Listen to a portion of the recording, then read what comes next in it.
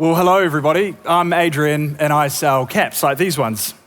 Now, before you all start checking your watches, hear me out, because the caps aren't your standard cap, and Offcut, my business, isn't your standard business. But I reckon it should be. I'll explain why in a bit, but first, the backstory.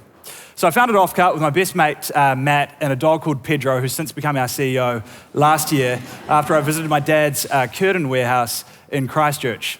I walked past this room full of Offcut and end-of-line fabrics, and I asked my dad, what do you do with these brand new fabrics which are too small to be turned into curtains?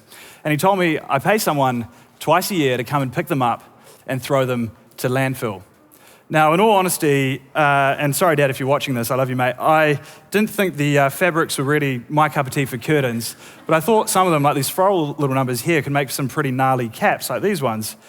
And so, Offcut was born. We basically, and if you guys want those there,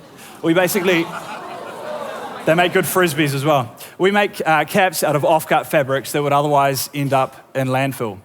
But this talk isn't about Offcut. It's about a much bigger picture.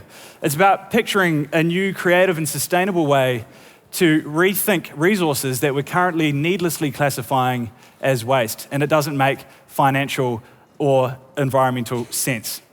So let's take a look first at fabric. In New Zealand, we throw out the equivalent of more than 100 t-shirts each of textile to landfill every single year. That's 4.5 million New Zealanders, more than 100 t-shirts each of textile waste ends up in landfill. To think of that in another way, imagine if 800 of us in this room right now took our shirts off, and you guys are more than welcome to do it. I won't do it on stage here, I'll get in trouble. But if 800 of us took our shirts off and threw them to landfill, we'd each have to do that more than 1,500 times today, tomorrow, every single day for a year to get to the same amount of fabric, textile waste thrown to landfill every single year in New Zealand.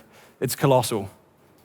Now, in the garment industry worldwide, on average, 10 to 20% of all fabric is wasted as offcuts.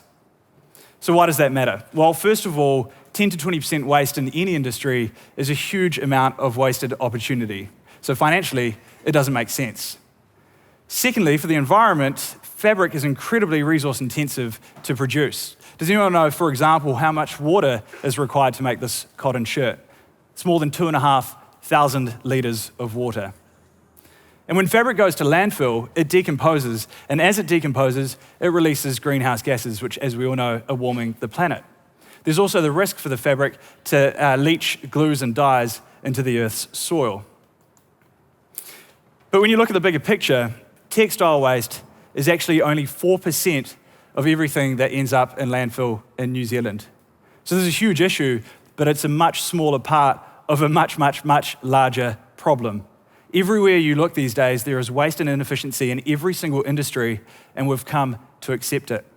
But we shouldn't, and there's no need for it. In fact, our own Ministry for the Environment says that 75% of everything that's in landfill potentially doesn't need to be there, potentially could have been diverted if it had been reused, repurposed, or recycled. So let's think about the planet now.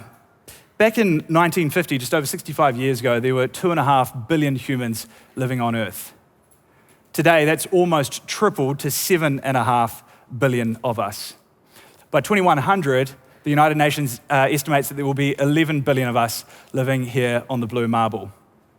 But the fact is, the planet can't sustain us in a way that, it can handle at the moment, let alone when there's 11 billion of us living here. So while we're all gonna have to suck it up, and especially in the West, realize that we need to start consuming less, a good way to start is by consuming more efficiently, making the most of all the resources that we have already.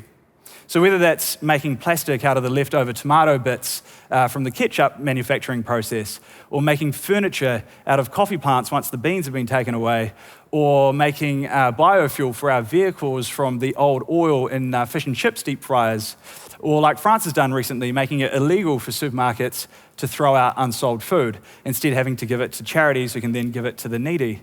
Or one last example, and this is my favorite because it's totally gnarly and gross, using human hair to mop up oil in the wake of oil spills. These are all real solutions that people and businesses are using and doing today to maximize resources to their full potential. And it's the kind of actions that we should be demanding from all businesses. Because the thing is, these days, with climate change and the destruction that we're doing to our planet, they're a little bit like apartheid. If you're rich and white, it's probably in your personal best interest to ignore them, but good luck looking at your children and grandchildren in the eyes when they ask you what you did about them. And in 2016, the thing is, if you're not actively part of the solution, you're kind of implicitly part of the problem. But I'm not trying to put the guilt trip on anyone here, because the good news, the really great news, the fantastic news is that we should all be part of the solution, and we can all be part of the solution. And in fact, we really must all be part of the solution, otherwise we're all kind of royally screwed.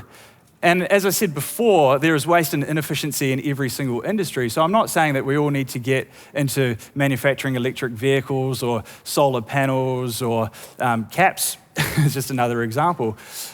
In every single industry, there is waste and inefficiency, and it's our collective responsibility to look for those inefficiencies and tap into them, and ultimately make money from them. Like Offcut, we're not a charity, we're a business, and we're making money off a resource that other people are needlessly classifying as waste. And that brings me to my final point. Let's declare a war on waste. Let's get rid of the word waste altogether from the dictionary and replace it with a correct term, which is byproduct. Because when you think about it, when it comes to resources, there is no such thing as waste. There is only wasted opportunities. Thank you.